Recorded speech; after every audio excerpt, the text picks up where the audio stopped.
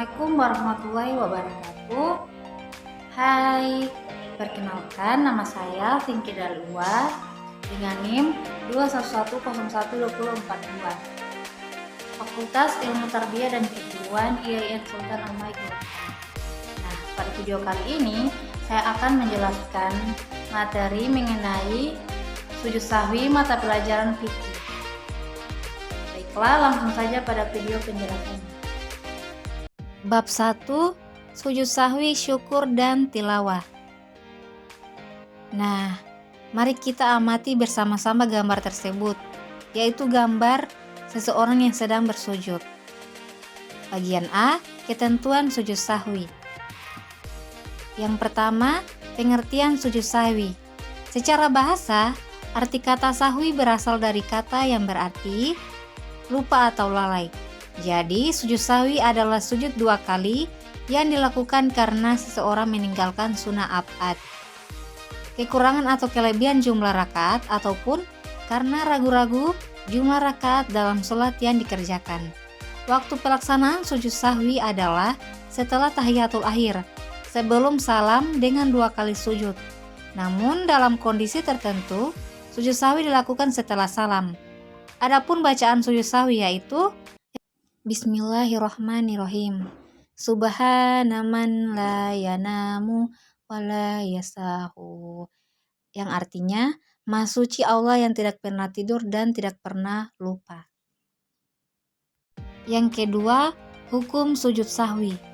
Hukum sujud sahwi adalah sunnah, sehingga salat yang kamu lakukan tidak batal manakala meninggalkannya. Namun bila imam melakukan sujud sahwi, maka kita wajib mengikuti imam melakukan sujud sahwi. Yang ketiga, sebab-sebab sujud sahwi. Bagian A, meninggalkan sunnah abad, yaitu amalan sunnah yang apabila tertinggal maka disunahkan sujud sahwi. Bagian B, ragu-ragu dalam hal meninggalkan sunnah abad.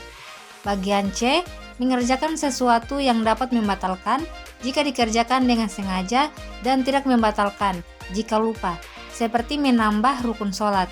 Jika seseorang menambah amalan sholat karena lupa, misalnya ia ruku 2 kali atau berdiri di waktu ia harus duduk, atau sholat 5 rakaat pada sholat zuhur misalnya, maka disunahkan sujud sahwi.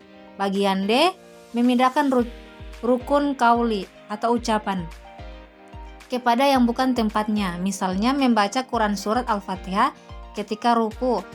Yang terakhir, bagian E, ragu jumlah rakaat. Contohnya, ketika ragu apakah baru 3 rakaat atau sudah 4 rakaat, maka yang ditetapkan adalah 3 rakaat, lalu menambah 1 rakaat lagi dan sujud sahwi sebelum salam.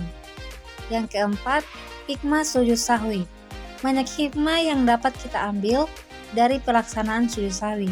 Di antaranya adalah bagian A, menjauhkan diri dari sikap sombong dan takabur.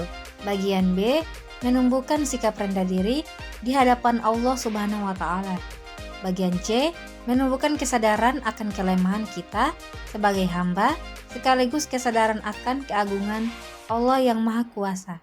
Dan terakhir, bagian D, menyadarkan bahwa manusia adalah yang sering salah dan lupa, sehingga harus banyak mohon ampun kepada Allah Subhanahu wa Ta'ala.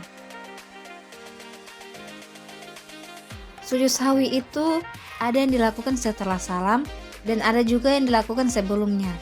Bagian A, sujud sahwi yang dilakukan sebelum salam, yaitu lupa mengerjakan sunnah abad dan teringat sebelum salam. Lalu ragu terhadap hitungan jumlah rakaat sholat yang sedang dikerjakan dan musolli atau orang yang sholat tidak yakin mengenai hitungan jumlah rakaat. Lalu bagian B, sujud sahwi yang dilakukan setelah salam, yaitu terdapat penambahan jumlah rakaat sholat, terdapat penambahan gerakan dalam sholat, dan yang terakhir, ragu dan bisa menentukan mana yang lebih meyakinkan.